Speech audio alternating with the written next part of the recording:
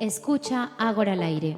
Un programa realizado entre Ágora, Laboratorio Político y Comunicando Belén. Síguenos en nuestras redes sociales como @comunicando.belén y @agoralab. Bienvenidos a un nuevo episodio de Ágora al aire, una producción del medio comunitario digital Comunicando Belén y la Escuela de Educación Ciudadana Ágora Laboratorio Político.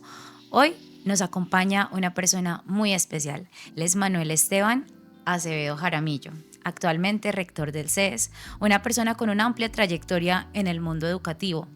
Fuiste docente, presidente de ICETEX y abordando estas temáticas de la educación desde distintos campos en tu trayectoria profesional. Manuel, bienvenido a este espacio.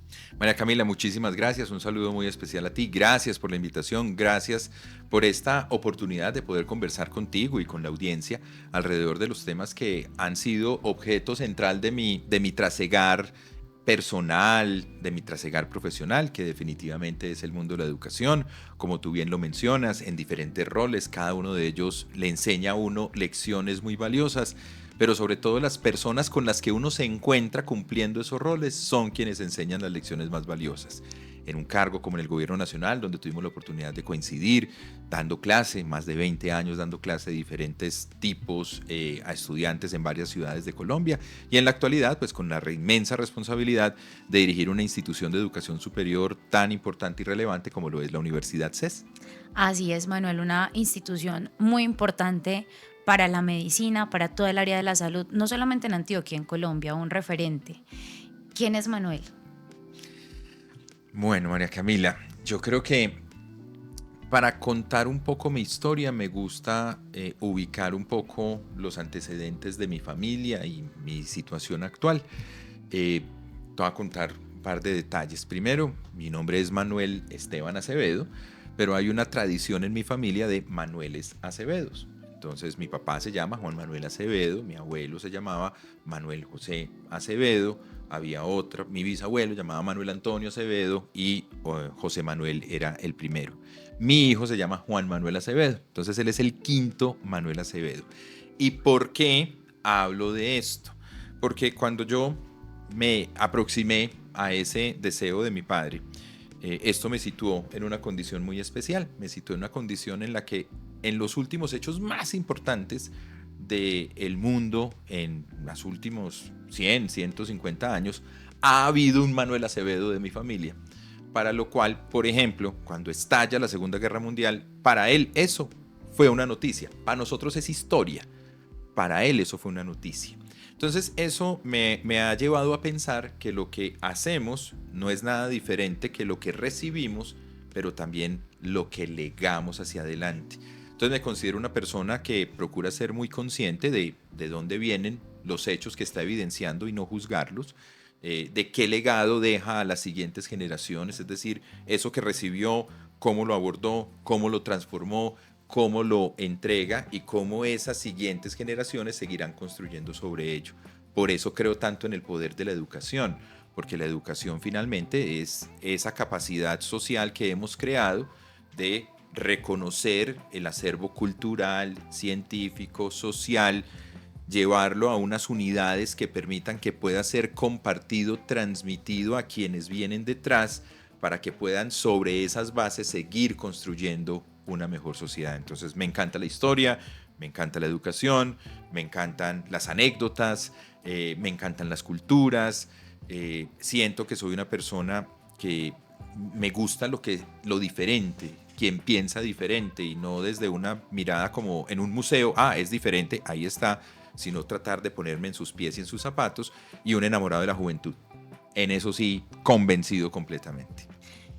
¿Cuál es esa fuerza que te conecta con la juventud? Porque además, en términos de hablar de educación y hablar de historia, la juventud representa una potencia en esos campos. Totalmente. Yo creo que hay tres factores que me conectan tanto con la juventud. El primero de ellos, yo creo que la mejor manera de uno permanecer joven, así yo tenga hoy muchas más canas de las que tenía anteriormente, es teniendo una agenda de trabajo, conociendo, interactuando con jóvenes. La juventud trae juventud. Así pues, la transformación del cuerpo no te vaya dando ese mismo relato, pero el espíritu se mantiene joven. Segundo, yo creo que los jóvenes, en la medida que tienen esa mirada renovada, me remito aquí un poco a historias de mi hijo. En alguna ocasión llevamos a Juan, mi señora y yo lo llevamos a Cartagena.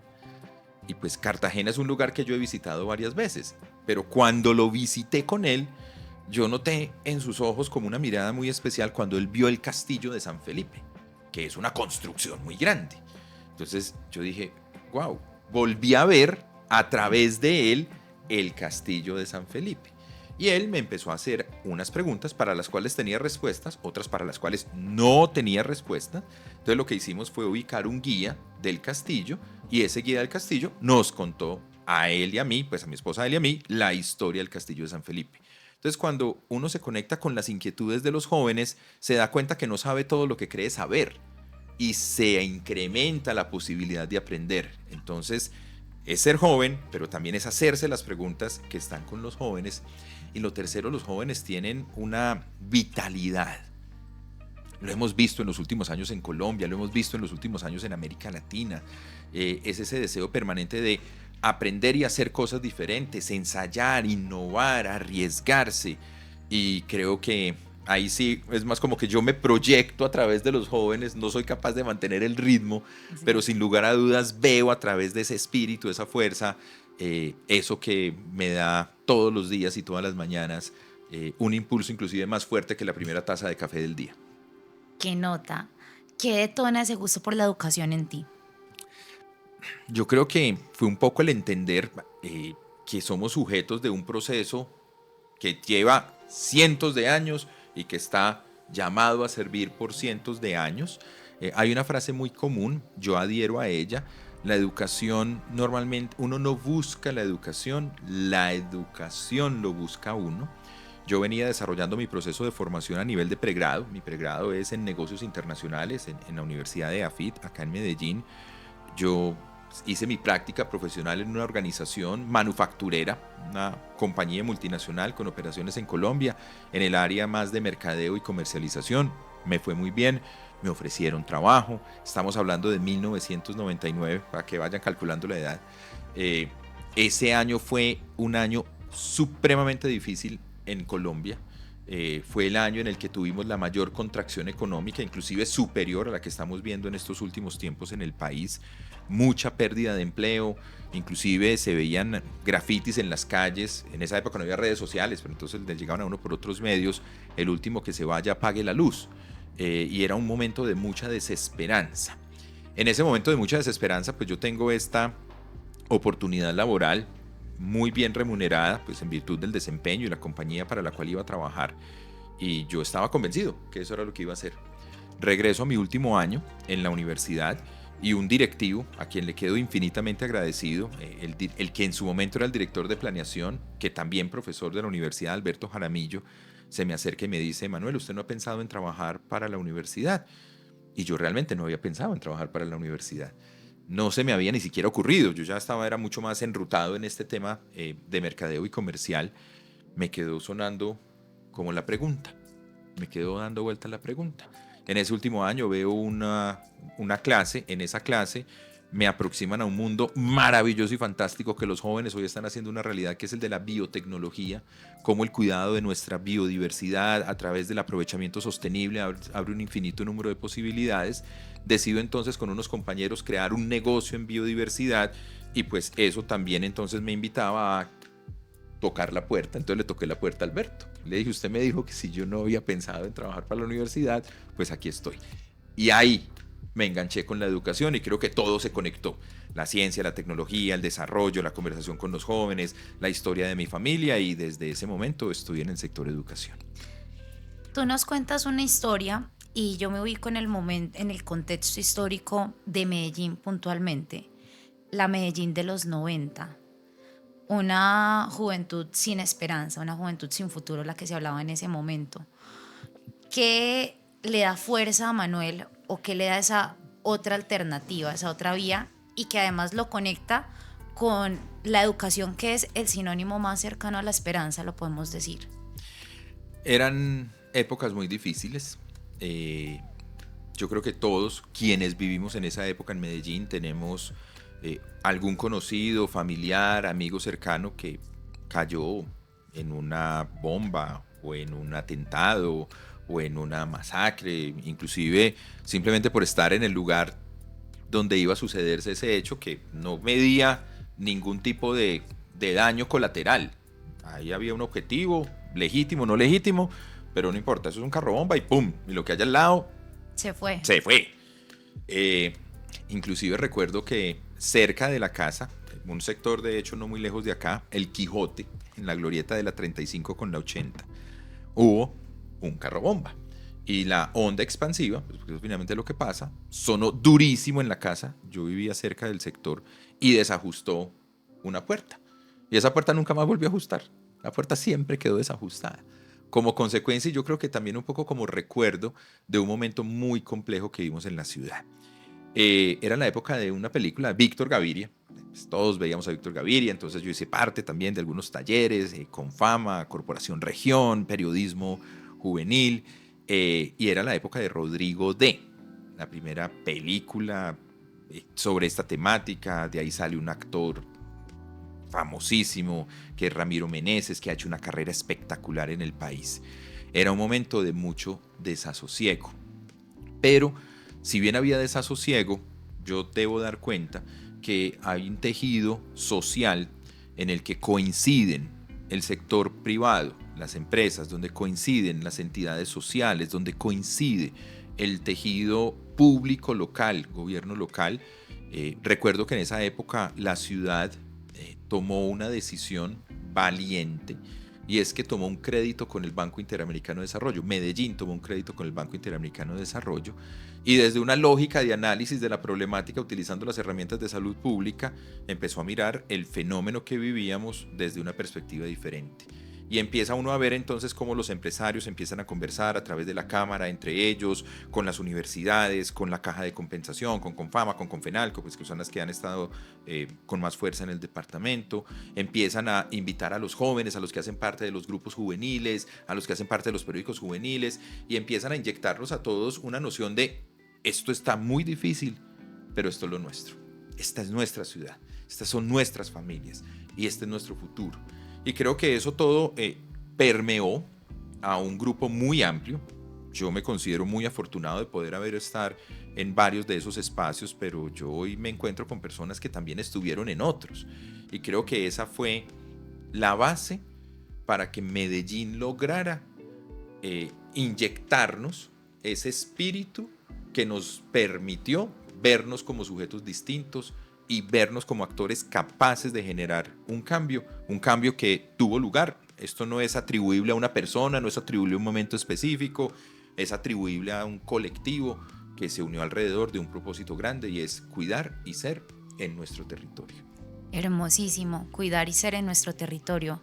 Medellín como una historia de resiliencia, de superación, como esa encarnación, digámoslo así, de los valores que se transmiten también dentro de la cultura antioqueña. Pero tú llegas a un momento histórico bien valioso en el país. Es que eres presidente de ICETEX en el momento en que ocurre el estallido social. ¿Qué pasa ahí? Correcto. Wow. ¿Qué pasa en el estallido social? A ver, te voy a dar mi lectura, que posiblemente hay otras miradas que si se comparten podremos tener una mejor fotografía de lo sucedido. Yo, como llego al gobierno nacional, pues es un primer elemento que quiero compartir contigo y con los demás. Yo empecé esa vida en EAFIT. Estando en EAFIT, cuando es elegido Sergio Fajardo como alcalde de la ciudad, él me invita por intermedio de una persona muy cercana a su proyecto, a su campaña, que hizo parte de su gabinete, David, que es hoy de hecho el director de Confama. Él me invita a que acompañe ese ejercicio de administración de la ciudad, y me invitan a acompañar un proceso muy bonito que marcó muchas dinámicas en mi vida, que es la Agencia de Cooperación Internacional de Medellín, la ASI, que luego se convierte en la Agencia de Cooperación e Inversión Internacional, y tuve el honor, es que yo no tengo otra manera de describirlo, de acompañar a quienes escribieron el plan de desarrollo de la administración de Sergio Fajardo como alcalde. Ahí se escribió una línea, la línea 5 del plan de desarrollo. Y esa línea 5 del plan de desarrollo decía, pues Medellín es una ciudad evitada, ubiquémonos en ese momento del tiempo, pero si Medellín se conecta con el mundo, podremos, a través de la cooperación internacional, tener más recursos financieros, técnicos, de conocimiento, para que los programas sociales que contiene el plan de desarrollo se hagan de mejor manera. Es decir, multipliquemos la capacidad de esas líneas en educación, en integración social, en desarrollo urbanístico. Y si logramos que las empresas internacionales vean a Medellín como una plataforma de inversión, podremos ayudar a mejorar los niveles de empleo y los niveles de cualificación del empleo. Por la vía del empleo y por la vía de un mejor desarrollo social, mejoraremos los indicadores de calidad de vida de Medellín. Ahí estuve esos 2 años acompañando al señor alcalde. Y esa mirada de lo internacional, unida como a esa trayectoria que yo traía en EAFIT, me acompañaron en un segundo tránsito que yo tuve en EAFIT, donde estuve acompañando los temas de innovación, entonces ligados a los temas de inversión extranjera directa y demás, y también la presencia de la universidad en Bogotá. Cuando es elegido el presidente Duque, con Marta Lucía Ramírez como vicepresidenta, pues de estas historias se fueron dando algunas conversaciones con ellos, y yo recibí una invitación que no me esperaba, una invitación a acompañar el ICETEX. Yo empecé a mirar un poco lo que salía en prensa de ICETEX en ese momento, y pues yo creo que todos los que están en este momento conectados tendrán la misma percepción, y es ¡qué encarte!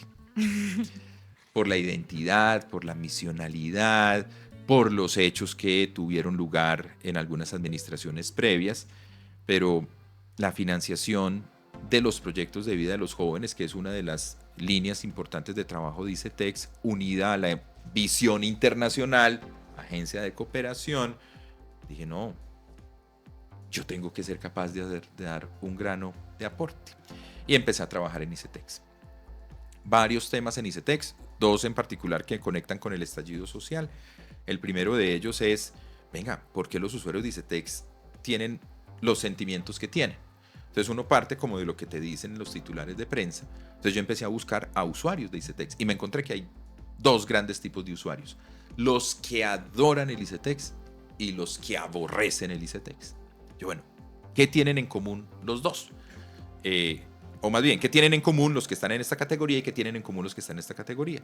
Los que adoran el ICETEX son aquellos que dicen, mire, si no hubiese sido por ese recurso, yo no hubiera podido cursar los estudios que cursé, ni tener la trayectoria profesional, ni la vida que tengo hoy, vida que valoro profundamente, pero sé que solamente en ese momento ese fue el único instrumento que me lo permitió, y pagué con gusto hasta el último peso, a tiempo. Inclusive algunos decían, lo pagué de manera anticipada, porque sabía que esa es una forma de ayudarle a otros. Los que lo aborrecen es, no, mire, yo estudié y no me pude graduar, y tengo la deuda. O yo estudié, me gradué, pero no me he podido emplear bien y tengo la deuda. Entonces ahí es cuando yo empecé a entender, venga, es que este no es un problema del crédito como tal.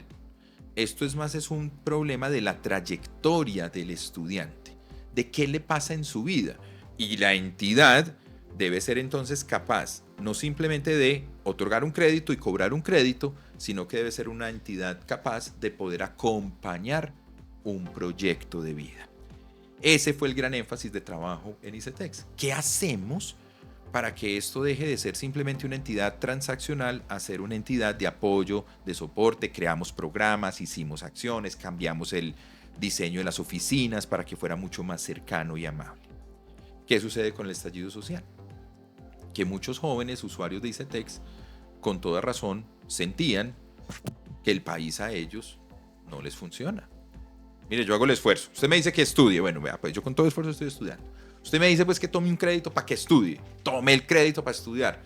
Y el resultado, míreme, aquí estoy inclusive en una condición peor que la que tenía. Claro, eso se empieza a acumular y tú empiezas a encontrar a otros que tienen esa misma situación y tú empiezas a decir, es que no soy yo solo, es que somos varios. Entonces empieza a darse esa fuerza mágica de la acción colectiva y bueno, con la capacidad de viralización que tienen hoy estos medios de comunicación, pues eso se activó casi que de manera coordinada sin que hubiera una coordinación y termina sucediendo de una manera grande y fuerte en un momento. Acompañado, sin lugar a dudas, de muchas otras problemáticas no resueltas por décadas en el país, donde los jóvenes no solamente asumieron su causa, mi trayectoria de vida, sino la causa de mi abuelo, la causa del ambiente, la causa del cambio climático. Y eso todo se convirtió en un elemento. Por supuesto, en el estallido social también hubo participación de otros actores con otros intereses que lo instrumentalizaron. También hubo ese parte de un gran movimiento que se viene dando en América Latina. Pero creo que el movimiento en Colombia sí tiene esas particularidades. Fue un movimiento muy orgánico, los jóvenes como protagonistas. Obviamente pues hay efectos de rebote de la dinámica de América Latina y temas acumulados, pero yo creo que fue un movimiento juvenil por excelencia, y donde la educación, y donde ICETEX como un pedacito de educación, pues sin lugar a dudas tenía un papel preponderante. Ahí hay un asunto y es que creo que hay un antes y un después, porque además el estallido social acumula unos dolores propios de la pandemia que arrastran Sin duda inconvenientes de salud mental, de una depresión económica fuertísima.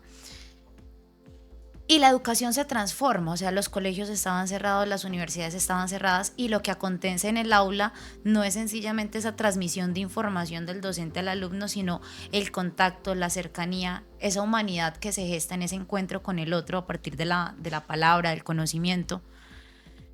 ¿Qué cambia? ¿Qué cambia? O sea, ¿qué pasa cuando nosotros volvemos otra vez al aula, pero después de haber vivido un estallido social, una pandemia, un asunto de salud mental muy fuerte? Muchas cosas cambian, pues esto daría para muchas horas de conversación, pero pues voy a mencionar como 3 grandes elementos que cambian. Uno que cambia y que yo creo que no debe haber cambiado.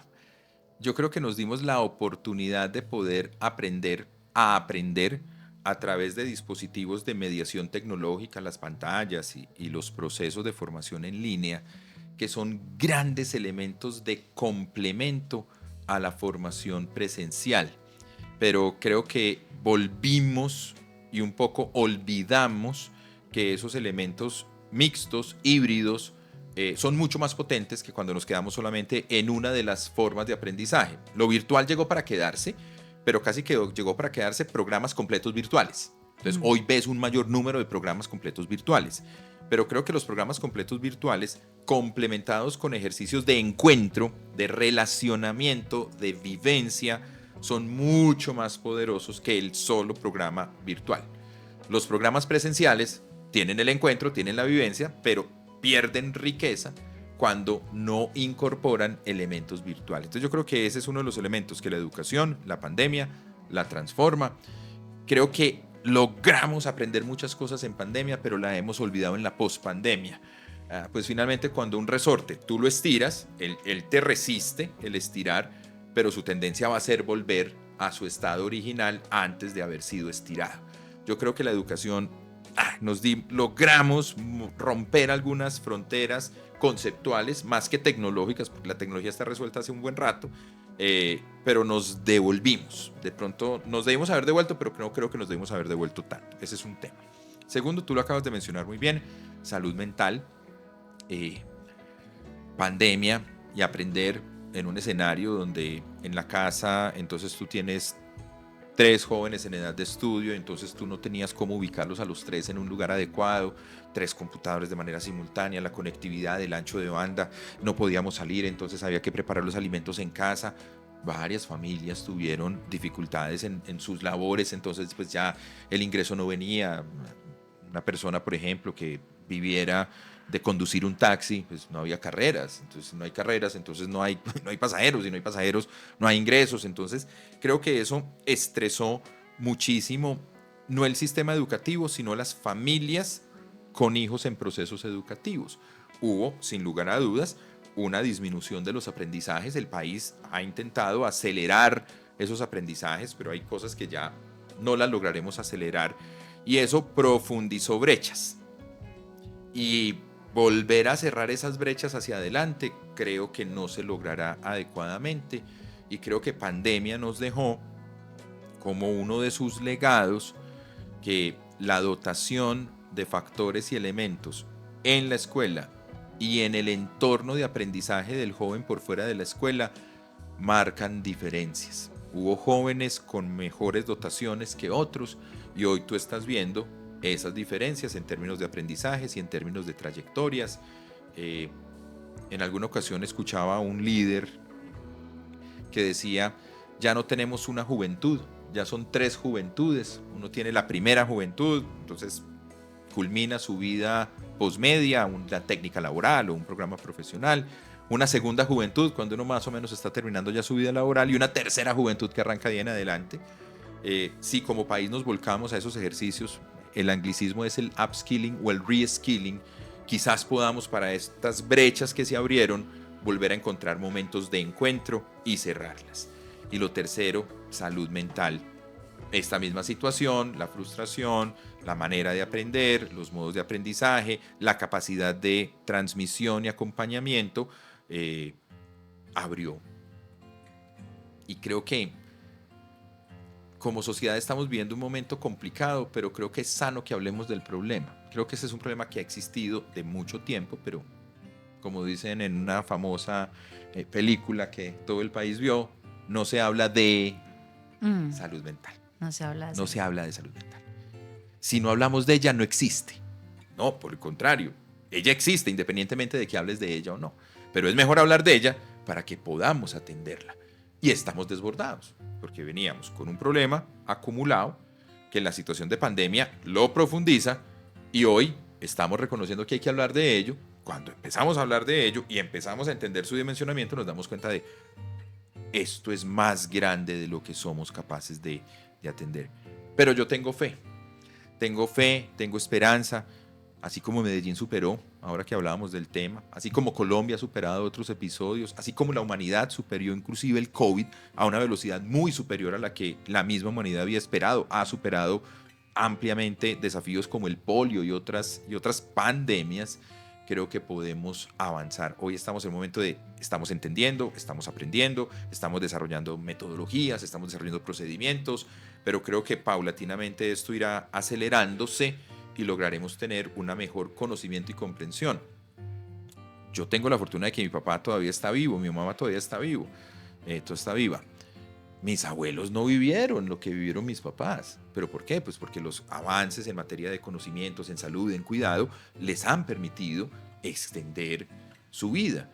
Yo estoy seguro que de la misma manera que fuimos aprendiendo y eso se materializa en que mis papás estén vivos, podremos hacerlo en salud mental, en cierre de brechas de aprendizaje y en incorporación de estos modelos tecnológicos para enriquecer las experiencias de formación. Hay un reto bien grande por parte de las universidades y me atrevo a hacer el comentario y es, ¿qué pasa cuando la salud mental afecta directamente los proyectos de vida? Entonces ya los jóvenes no se matriculan o les parece demasiado extenuante hacer un proceso formativo y la disciplina y el tiempo que eso demanda. Ana Camila, ese es un tema que se está discutiendo ampliamente en el país y yo creo que no hay institución de educación superior que no se esté haciendo esa pregunta. Al interior de la universidad, esa pregunta está sobre la mesa y existía como una suerte de falso dilema. No, mire, una manifestación o un activador de problemáticas de salud mental es la ansiedad. Bueno, ahora hay en cartelera una película donde ansiedad tiene un papel preponderante. Entonces se dice, no, mire, una manera para no activar la ansiedad es evitar escenarios que generen ansiedad. ¿Y qué puede generar ansiedad? Una evaluación. Una evaluación genera ansiedad, sin lugar a dudas. Entonces, una pregunta que a veces, o la forma de responderse a esa pregunta a veces es, no, pero entonces no hagamos evaluaciones. Si las evaluaciones generan ansiedad, pues entonces no hagamos evaluaciones y no generamos ansiedad. No, pero ven, es que si no evaluamos, cuando esa persona esté ejerciendo su profesión, sea la que sea, debemos tener, porque es nuestra responsabilidad con la sociedad, la certeza de que esa persona va a saber cómo actuar Y la manera de poder tener la certeza de que esa persona sabrá cómo actuar es que podamos observar en un escenario de alta fidelidad, que es una prueba. La prueba puede ser una prueba escrita, puede ser una prueba oral, puede ser una prueba en entorno simulado. Hay muchas formas de evaluar. Podamos evaluar y verificar que tiene las herramientas para actuar. Entonces no podemos renunciar a la evaluación. No podemos. Tampoco podemos renunciar a los niveles de exigencia académica, No sé. entendiendo la exigencia académica como una precondición para la calidad que luego el egresado exhibirá cuando él esté desarrollando su proceso profesional.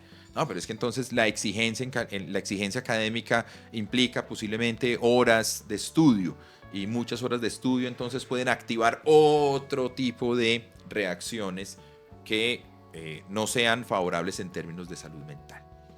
El falso dilema es ese. Debemos renunciar a exigencia o evaluación para no despertar o activar o acelerar algún tipo de situación de salud mental. No es tal. Ese no es el Yo sistema. en una conversación escuchaba una analogía que me pareció bonita. Decía, mire, Colombia produce café y el café tiene un momento clave, el aguacero, que sucede en marzo, que es cuando está la floración. La cantidad de agua en ese momento es determinante para que dé frutos esa cosecha. Si las aguas no son buenas, la cosecha no va a ser buena. Pero antes el clima era muy predecible. Llovía en esta época, no llovía en esta época, volvía a llover en esta. Hoy vemos que no llueve cuando debía llover. Hoy vemos que llueve más de lo que llovía. Hoy vemos que cuando no llueve, llueve mucho menos de lo que llovía. Pero tenemos que seguir produciendo café. Sí. Yo no puedo controlar las nubes. Pero entonces, ¿de qué manera yo transformo mediante otras herramientas e instrumentos mi proceso de producción del café? Traigámoslo al ejemplo de la educación. Hoy los jóvenes, por muchas circunstancias, quizás no sean los mismos como los veíamos de hace 10, 15 o 20 años.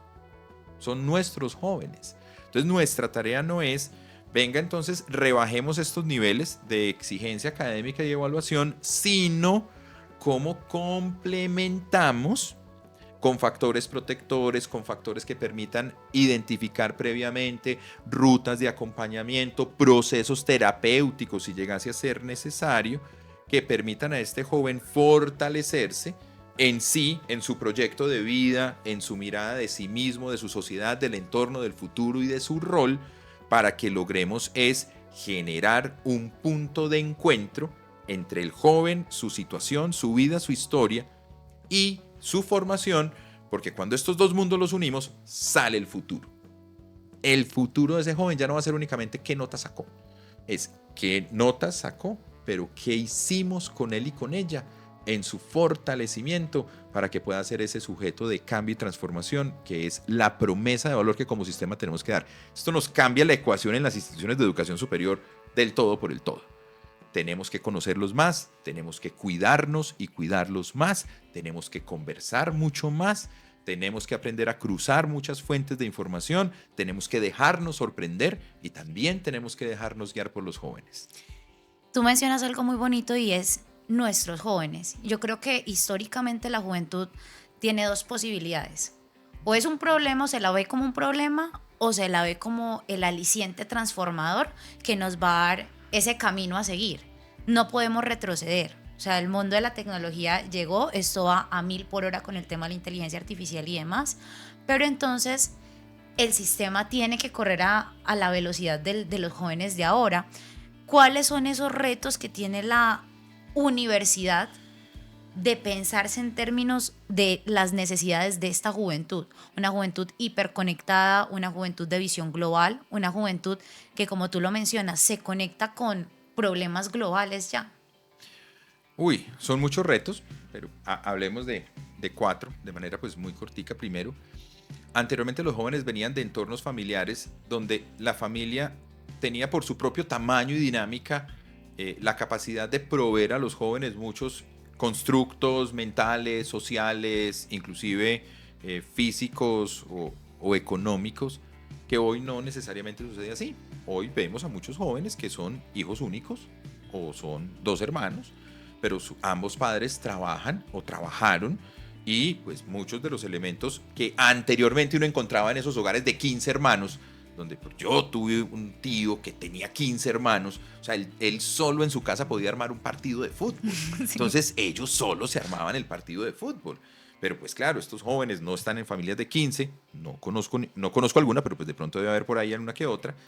Posiblemente ya no podían salir con la misma tranquilidad al parque, porque pues vivimos en una época donde no podías salir al parque porque te podía pasar muchas situaciones no deseadas, entonces estuvieron en entornos diferentes. A veces los juzgamos de antemano, ese entorno era malo, no, ese es el entorno que les correspondió vivir, no los juzguemos. Entonces, ¿de qué manera nosotros podemos, en esa comprensión de que los jóvenes vienen de entornos que les dotaron, les subieron unas competencias, pero quizás no les desarrollaron otras, pues como nosotros aprendemos de las que ellas tienen más desarrolladas, la hiperconectividad de la tecnología, y les ayudamos a fortalecer aquellas que no pudieron desarrollar por las condiciones en las que se dio su proceso de desarrollo y aprendizaje. El segundo elemento definitivamente es la gran brecha tecnológica. Yo creo que esto pues hay muchísima información y una brecha tecnológica que ya dejó de ser la brecha del aparato. Hoy lo importante no es el aparato, hoy los aparatos son casi tan económicos que todos tienen un aparato. Ahora es el uso de los aparatos, la conectividad de los aparatos y el avance en estas herramientas de inteligencia artificial generativa, por ejemplo, que hoy te están, pues uno ya ve una inmensa cantidad de videos en las cuales toman la imagen, toman la voz y hacen que esa imagen diga lo que esa persona no dijo. Pero como está puesto en el rostro y como es la voz, pues este mundo de la posverdad, este mundo de las noticias falsas, este mundo donde tú viralizas a una velocidad asombrosa. Hablemos, por ejemplo, de salud.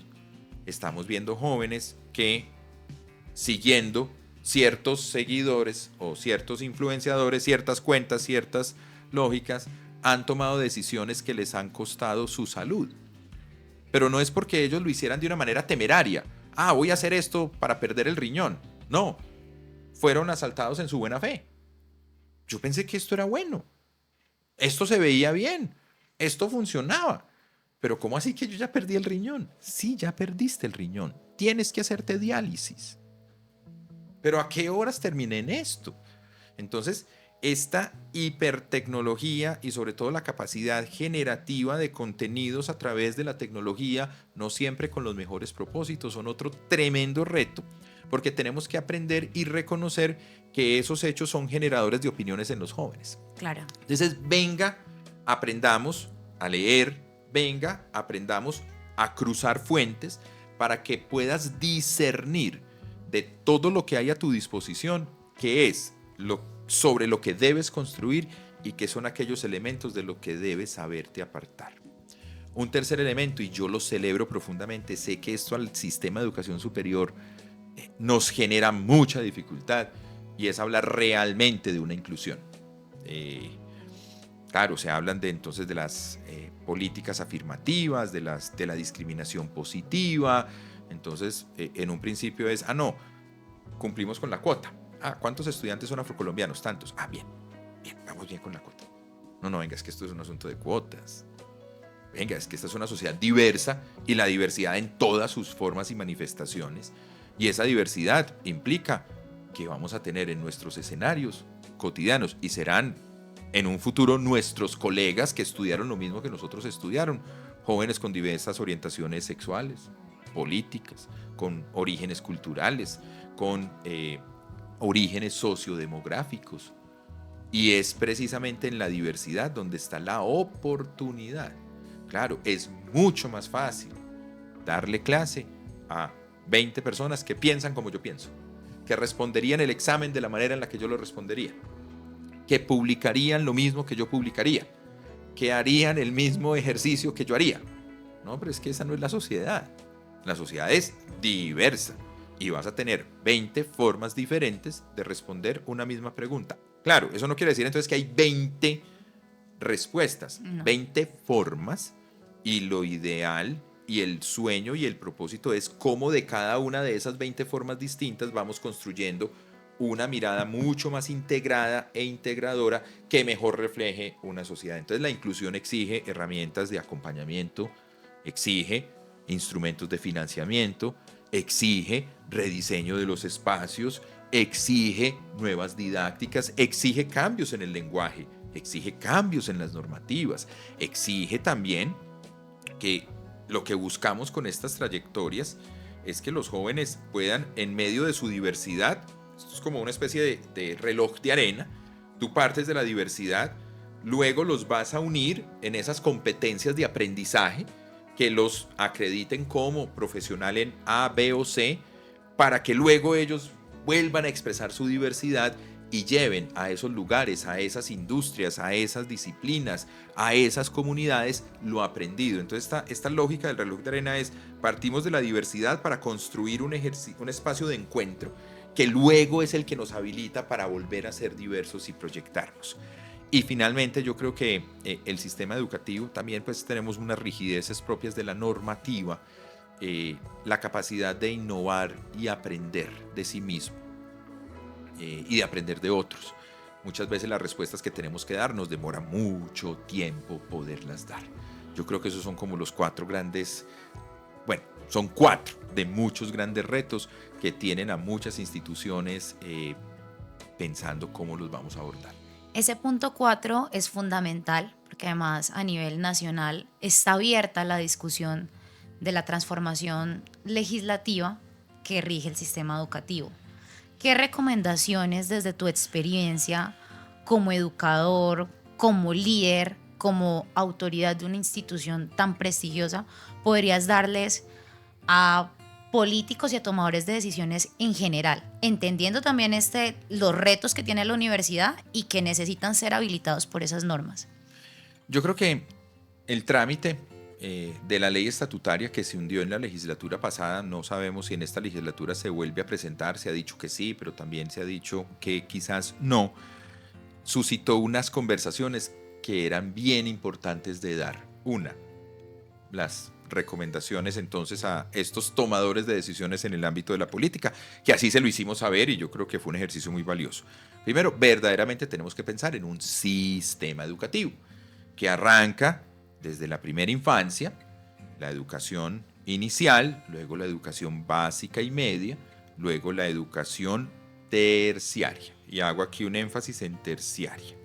Si lo vemos como sistema, no es verlo como compartimiento, sino como una conversación continua donde nosotros como sistema tenemos que conversar entre nosotros para que haya fluidez en el trayecto o en el recorrido personalizado de cada joven de nuestro país. Pongo un ejemplo. Cuando viajamos algunas veces por las carreteras de Colombia, quizás nos damos cuenta que este peaje dice concesión ABC y luego 200 kilómetros más adelante hay otro peaje y dice concesión 1, 2, 3. Ay, pero venga, es que son distintas. Sí, son distintas. De este tramo a este tramo estaba bajo la custodia, por decirlo así, de ABC. De aquí en adelante de 1, 2, 3. Pero tú como viajero no sentiste, tú no sabes en qué momento dejaste una y entraste otra. Si no es porque te ponen una valla que te dice aquí culmina la concesión y otro dice aquí arranca la concesión, tú no lo notas. Los jóvenes sí sienten el cambio. Sí. Yo paso de primaria a bachillerato y es una historia. Y yo paso el bachillerato a la universidad y es otra historia distinta. Como sistema debemos verdaderamente interconectarnos. Segundo elemento grande, el sistema en Colombia ha sido y debe seguir siendo mixto. Por mixto de que entendemos las instituciones de educación superior, las técnicas y tecnológicas oficiales, es decir, las que reciben recursos del presupuesto de la nación y de los entes territoriales, y aquellas que no, lo cual es válido y legítimo, tienen otros modelos de financiación, pero hay una altísima complementariedad en cupos, en escenario, en infraestructuras, en docentes, en formas de ver y desarrollar las diferentes problemáticas. Hemos sido muy insistentes en no perder lo que al país le ha costado tanto construir. Y este sistema mixto es el esfuerzo de mucha gente, comunidades religiosas, empresarios, maestros, que han venido acompañando el desarrollo de sus propias instituciones, y creemos que el sistema mixto es un tesoro valiosísimo que el país debe mantener y interconectar en esta lógica de secuencialidad que acabo de mencionar. En ese sistema mixto es un sistema mixto pensado en la terciaria, Y la tercera es que tenemos en Colombia dos subsistemas, el subsistema de educación para el trabajo y el desarrollo humano y el subsistema de educación superior, este reglamentado por el ministerio y este otro por las secretarías de educación de las entidades territoriales certificadas. No hay muchos vasos comunicantes entre los dos, entonces si un joven hace un técnico laboral, le es difícil poder hacer su tránsito a la educación superior. Si yo estoy en educación superior, pues no hago lo que sucede en lo técnico laboral y realmente hay demasiadas complementariedades. Claro, los niveles de metacognición que se pretenden alcanzar y se alcanzan en la educación superior exigen unas lógicas de diseño instruccional, de clases, de laboratorios, de exámenes distintos a los de la educación para el trabajo. Pero ¿cuántos jóvenes no combinan trabajar y estudiar? Hombre, sí. Herramientas para trabajar que te permiten también estudiar, y cuántos jóvenes no valoran mucho lo que aprenden trabajando cuando están estudiando, no solamente el ingreso económico, lo que yo aprendo de disciplina, de orden, de interacción con todos los demás. ¿Qué más también se mencionó que es supremamente importante? Las instituciones educativas, aquí sí hay un tema que es muy polémico en este momento en el país, y es cómo se configuran sus órganos de gobierno. Se ha hablado mucho de la democracia directa. Entonces, ¿qué se dice? Una mejor institución, o será una mejor institución aquella en la que sus públicos de interés eligen a quienes los regentan, un poco como hablando de la lógica de la democracia directa versus la democracia representativa. Las instituciones de educación superior tienen unas particularidades donde no necesariamente ese modelo es el mejor modelo de gobierno. ¿Por qué? Porque las instituciones de educación superior tienen que anticiparse a lo que está necesitando la sociedad, tienen que anticiparse a una serie de decisiones, muchas de las cuales son visionarias, en ocasiones inclusive son incomprendidas por los públicos que hoy la constituyen, pero que luego son altamente valoradas. Miremos varias instituciones de educación superior que han hecho apuestas, por ejemplo, por la cultura, o que han hecho apuestas por unos modelos de generación de conocimiento que se convierten en spin-off y en startups, nuevas compañías basadas en conocimiento. Posiblemente en un escenario de democracia directa una decisión de esa naturaleza no tendría eco, porque se diría, no, lo que tenemos que hacer es con el presupuesto trabajar más en el mejorar estas condiciones del presente.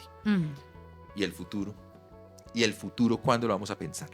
Entonces siempre se ha dicho a los legisladores mucho cuidado con las premisas que gobiernan la conformación y las decisiones de los órganos de gobierno. Y esto se llama autonomía universitaria. Autonomía. Eso es fundamental, está consagrado constitucionalmente, que una ley estatutaria, que es una ley cerquitica a la Constitución, no fuere a echar por tierra lo que ha costado y ha generado tanto desarrollo. Y por último, sin duda alguna, es una preocupación que compartimos, la cobertura, pero no puede ser cobertura a costo de calidad. La calidad exige dedicación, esfuerzo, planes, recursos. Una tendencia pudiera ser, no venga, bajemos los estándares para que tengamos más estudiantes. Pero ¿qué va a pasar con esos estudiantes cuando culminen su proceso formativo? Yo ya lo vi en ICETEX. Jóvenes que terminaron un proceso formativo, quizás no el más afortunado en términos de calidad, y hoy dicen, yo tengo el título, pero el título hoy no me representa nada. En ese orden de ideas, creo que el mensaje que estos jóvenes nos dan es acceso a costa de calidad. No. Es condenar frustraciones o es activar frustraciones en proyectos de vida. Esos han sido los elementos. No tenemos certeza de que se vuelva a radicar el proyecto de ley. El proyecto de ley, con todo su trámite que se dio en el Congreso, nos generó muchas discusiones y conversaciones. Creo que las conversaciones han sido muy favorables. Espero que no nos pase lo de pandemia. Mientras estuvimos en pandemia le metimos un montón de esfuerzo y dedicación a los temas virtuales, salimos de pandemia y se nos olvidó. Ojalá que estas conversaciones que estamos haciendo no se nos olviden, sino que sin tener que haber un cambio legislativo necesariamente, actuemos más como sistema, pensemos en la educación terciaria, seamos conscientes del acompañamiento en las trayectorias, respetemos e impulsemos esos órganos de tomas de decisiones de la manera más profesional y responsable que podamos tener para que como sistema, siendo un sistema mixto, sigamos contribuyendo al desarrollo de la sociedad. Exactamente. Hay un asunto y lo voy a separar completamente pues con el tema de la autonomía universitaria. Creo que eso está clarísimo. Además, las universidades también tienen una función ahí económica, social, administrativa que no se puede dejar, digamos, al garete. Pero las universidades ya dentro de sus procesos educativos, ¿cuál ha sido el rol para entregarle al país ciudadanos?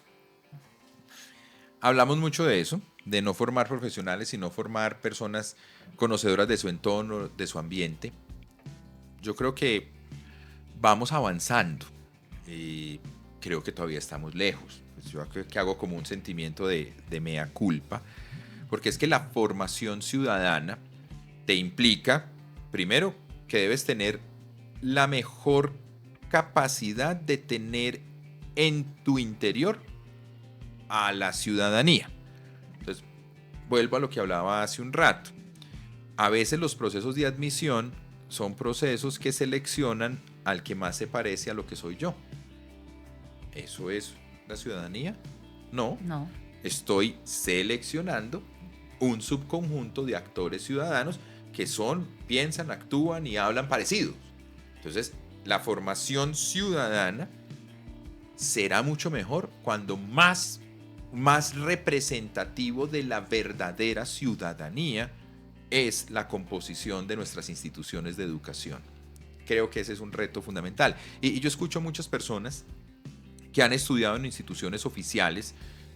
En mi familia, por ejemplo, mi hermana hizo su pregrado en institución oficial y ellos dan cuenta de cómo en esas instituciones tú ves mucho más todos los diferentes matices que tenemos en la sociedad. Entonces yo creo que si queremos formar en ciudadanía, debemos tener la ciudadanía mucho más representada dentro de la estructura institucional. Entonces creo que ahí estamos avanzando. Las políticas de inclusión, el reconocimiento de la diversidad y los factores que ello lo habitan. Segundo, no hay una fórmula unificada para formar en ciudadanía, porque a veces entonces, formación en ciudadanía es formación en constitución.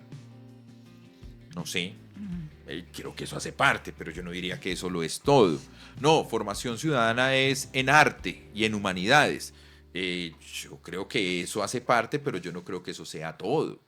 Entonces, el concepto de qué es formar en ciudadanía todavía lo tenemos que seguir elaborando más, pero bueno, van apareciendo algunos elementos que te van dando señales, ¿no? Es conciencia sobre la realidad social, es capacidad de conversación con otros, es capacidad de construcción a partir de consensos, es capacidad de poder defender e impulsar los valores y principios democráticos.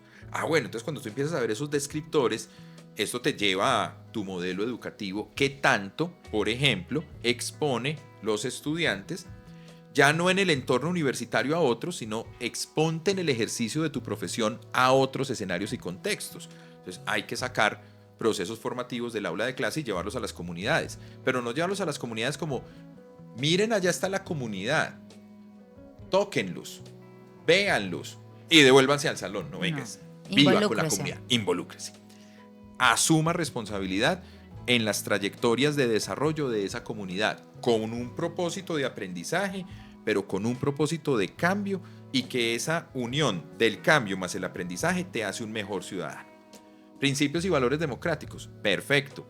¿Cómo activar los procesos de representación estudiantil que ayuden a despertar esa comprensión del valor de las elecciones, del valor de las propuestas, del valor del accountability? Si yo me hago elegir con estas propuestas, cómo verdaderamente los demás van evidenciando y yo voy conversando y voy generando estrategias conjuntas para ello. Y de esa misma manera, cómo entonces se convierten en sujetos que hacen eso ya en el entorno de su comunidad, en sus elecciones locales, regionales, presidenciales y de todo índole. También cómo participan en órganos de decisión colegiada en otros escenarios de su propia vida, en el edificio donde viven. Oiga, es que haga parte del consejo de administración. ¿Yo? Sí, claro. Porque es que eso también te lleva a los problemas de la comunidad, de la convivencia. Entonces, ¿cómo fomentar que eso sea un elemento casi que uno pudiera medir en el desarrollo de la malla curricular? ¿En cuántos comités de toma de decisiones colegiadas usted participa y por qué y qué aprendió de ellos? Que el tema social es entonces la comprensión cultural e histórica. Bueno, ¿qué recorridos vamos a ir haciendo para que esos niveles de exposición estén ahí presentes, educación de públicos. Entonces, creo que tenemos una inmensa responsabilidad de formación ciudadana, creo que somos conscientes de ello, creo que hemos dado respuestas parciales que nos han dejado tranquilos. Yo doy humanidades, entonces estoy tranquilo porque estoy formando ciudadanos. No, yo enseño constitución, entonces estoy tranquilo porque estoy formando ciudadanos. Pero realmente ahora estamos empezando a entender las múltiples dimensiones y a reconfigurar los procesos que permitan que ello realmente suceda de manera amplia y continua en estas generaciones nuevas de formación de ciudadanos que tienen que ser tan buenos ciudadanos como son tan buenos profesionales en la profesión que hayan elegido. Muchísimas gracias, Manuel. Y ya para ir finalizando, tengo 2 preguntas. La primera, para las personas que nos escuchan, que ven este programa y que hoy tienen dudas sobre la educación superior, sobre el papel de las universidades y el ritmo económico de transformación que está sufriendo el mundo en general, como rector de una universidad tan prestigiosa y tan importante, ¿qué mensaje le dejas? Yo quisiera dejar 2 mensajes. Un primer mensaje de confianza. Y pareciera, pero ¿por qué el rector está hablando de confianza? Porque hay muchos jóvenes que están sintiendo, si bien cuando se hacen las encuestas de percepción, la confianza hacia el gobierno, hacia las fuerzas militares y de policía, hacia la iglesia y demás, la universidad aparece como la institución que más confianza despierta en los jóvenes. Esa confianza no necesariamente es absoluta y plena. ¿Por qué? Pues porque a veces estudiamos y no nos graduamos, a veces estudiamos, nos graduamos y no trabajamos, el modelo educativo parece del siglo pasado, no responde a mis intereses, estoy en un entorno donde no me siento protegido por parte de los compañeros, las problemáticas de violencias basadas en género que hoy están sin lugar a dudas sobre la mesa en todas las instituciones. Parecieran ser elementos como que dijeran, no, yo prefiero no pasar por ahí. Pues yo más bien soy emprendedor y arranco y entonces con los medios digitales o con otras herramientas, con eso voy a armar mi vida. Yo creo que es muy importante decirle a los jóvenes, tengan confianza en el sistema del país. Es difícil ver en perspectiva, pero es que lo que tenemos hoy versus lo que teníamos hace 30 años es bien diferente. Y creo que hemos sido capaces de crecer, de aprender, de evolucionar y lo seguiremos haciendo. Y lo segundo es que las instituciones de educación superior son vivas en la medida que sus jóvenes sean jóvenes vivos. Yo sé que en ocasiones nos cuesta escucharlos y nos cuesta entenderlos y nos cuesta responder quizás de una manera más rápida y eficaz, pero ayúdennos a conocerlos, ayúdennos a entender mejor sus momentos, sus vidas, sus situaciones, sus anhelos, su forma de comprensión del mundo, su forma de la tecnología. Estamos pasando de modelos muy verticales a modelos en los que somos más compañeros de un recorrido en la construcción de un sistema que el país tiene y que le ha dado soporte y le dará soporte al país para su crecimiento y transformación. Muchísimas gracias. Y ahora sí, la pregunta de cierre. Esa es una pregunta muy especial de este programa que se llama Ágora al aire. Y es que por allá en la antigua Grecia decían, uno tiene la responsabilidad de asumir el gobierno a consecuencia de que lo asuma alguien peor que uno. Y llamamos entonces desde Ágora a Manuel Acevedo a asumir la presidencia de Colombia por 5 minutos. Solamente tiene 5 minutos. ¿Qué acciones hace Manuel en esos 5 minutos? Bueno, 3 acciones. Acción número 1, yo creo que emprender un amplio proceso de explicación a toda la ciudadanía del funcionamiento del Estado. Cuando estuve en el gobierno me di cuenta que una de las principales barreras que encontraba con los jóvenes es que ellos no entendían el funcionamiento de la entidad, del Estado, de su arquitectura. En estas conversaciones, en el marco del estallido, decían, el país invierte más recursos para la guerra que para la educación. Yo, venga, no. Validemos. Y entonces yo les comentaba, existe un documento que se llama la Gaceta Oficial y es donde el Congreso de la República va publicando todo lo que está discutiendo y aprueba. Y por esa época se estaba discutiendo el presupuesto general de la nación y encontramos la Gaceta y encontramos el cuadro resumen y aparecen los rubros que se van a destinar a cada ítem. Y para muchos jóvenes era como, ¡ay, no es el sector defensa! No, ¿cuál es? Educación. Yo sí, correcto. Es el que más recursos recibe. Y no es solamente este año, es una tendencia que se ha venido consolidando en el tiempo. Y eso generaba como ese efecto como, wow, yo no lo sabía. Entonces yo creo que una de las primeras tareas para hacer es un amplio proceso de explicación de cómo es el gobierno, cómo funcionan, cuáles son las entidades, porque eso genera un ciclo virtuoso. Segundo, yo creo que sin lugar a dudas nuestro país maravilloso tiene un tremendo potencial en términos de la activación de su cultura, de su sociedad y de su riqueza natural y biodiversidad como plataformas generadoras de esa nueva fuente de ingresos que todas las familias requieren.